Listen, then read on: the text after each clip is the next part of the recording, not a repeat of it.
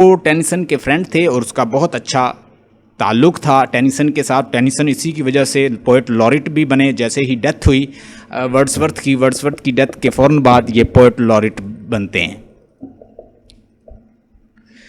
तो ये हैं let's see life of Alfred Tennyson. Tennyson एक पोएट थे और ये पैदा हुए हैं 6 अगस्त 1809 में, ठीक है, 1892 में। हमें पता है मलका विक्टोरिया की जो एज है वो 1837 से लेकर 1901 तक का है, ठीक है, जब उसकी डेथ होती है। तो आप इस एज से अंदाज़ा कर सकते हैं पोएट किस एज में आ रहा है। मलका विक्टोरिया की रीन में आ रहा है तो इसका मतलब है ये विक्टोरियन पोएट था। एल्बर्ट के साथ इसके बहुत अच्छे ताल्लुकात थे। एल्बर्ट कौन था? Albert was husband of queen Victoria का वो हस्बैंड था और उसी की वजह से क्वीन विक्टोरिया ने जब तक इनको देखा नहीं था, she was not much inspired. As you know, as Albert died, she was depressed and in agonies and tortures all the days suffering. And when you know, इस पोएट का एक दोस्त था अर्थर।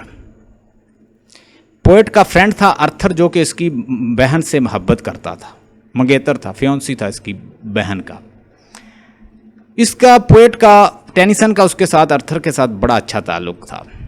अर्थर की डेथ हो जाती है अचानक और जैसे उसकी डेथ होती है तो उसके ऊपर ये पोएम लिखता है, ब्रेक ब्रेक ब्रेक। उसका थीम ये है कि ये दुनिया जो है ये इनडिफरेंट है आपके मामलात से। वेव्स, नेचर भी इनडिफरेंट है, आपके साथ जो भी हो रहा है, वेव्स वैसे चल रही हैं, सी वैसे चल रहा है, लोग वैसे आ रहे हैं, बच्चा वैसे आ रहा है, वैसे मछलियाँ पकड़ रहे हैं, वैसे ये वेव्स जो हैं मेरे लिए कोई मानी नहीं रखती, किसी को बहुत अच्छी लग रही होंगी। मेरा दोस्त की डेथ हुई है तो मेरे साथ ये परेशान क्यों नहीं है। तो वो ये असल में बताना ये चाह रहा है कि these people are in different from your depression, anxiety, troubles, it's nothing to do with you. Break break break जो है वो इसने लिखा है, इसकी बुक है और इसकी पोएम है। आप इसको पढ़ सकते हैं या मेरा लेक्चर सुन लीजिए मेरे नाम से, यूट्यूब पर लिख के सर्च कर लें। British poet, he was a poet laureate during the much of the Queen Victoria reign and remain one of the most popular British poet. In 1829 Tennyson was awarded the chancellor's gold medal at the Cambridge for his first piece Timbuktu. तो Timbuktu जो है इसका एक work है और ये मतलब इसने लिखा है और ये बड़ा प्रोमिनेंट इसका वर्क है। और let's see further his life.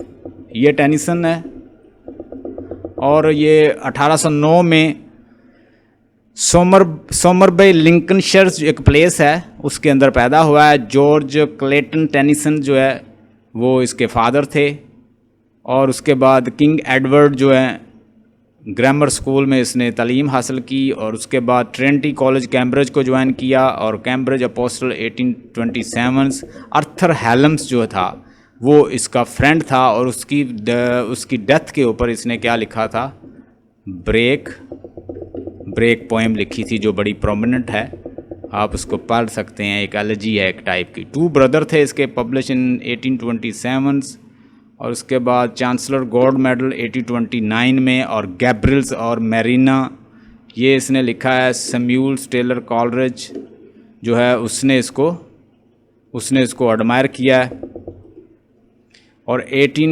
Samuel Taylor Coleridge जो है वो ये उससे इन्फ्लुएंस था, मतलब ये उसको लाइक करता था। 1831 टेनिसन्स फादर डाइड और अर्थर हेलम्स जो है वो मैंने बताया इसका फ्रेंड था और फियोंसी था इसकी सिस्टर का और इनके साथ बहुत अच्छे ताल्लुकात थे।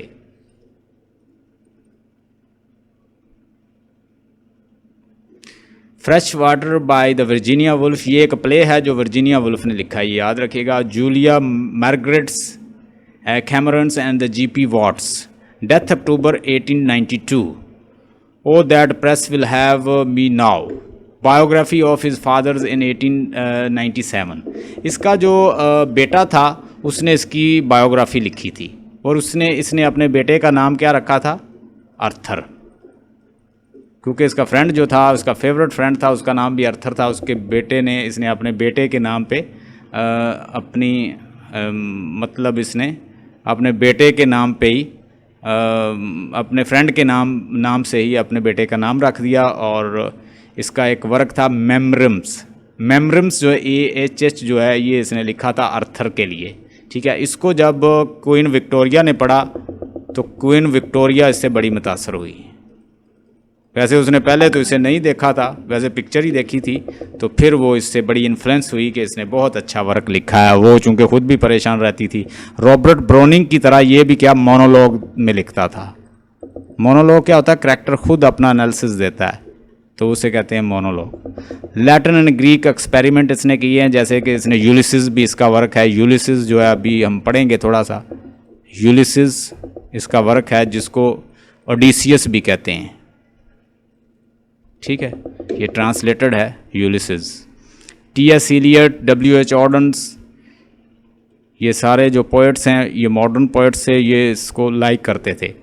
प्री रैफलिट्स जो ब्रदरहुड थे, ये इसने वर्क लिखा था। और उसके बाद डांटे गैब्रियल रोसेटी जो है, उसने भी इसको इंस्पायर किया था, उसने भी इसको एडमायर किया था। ये यूलिसिस है।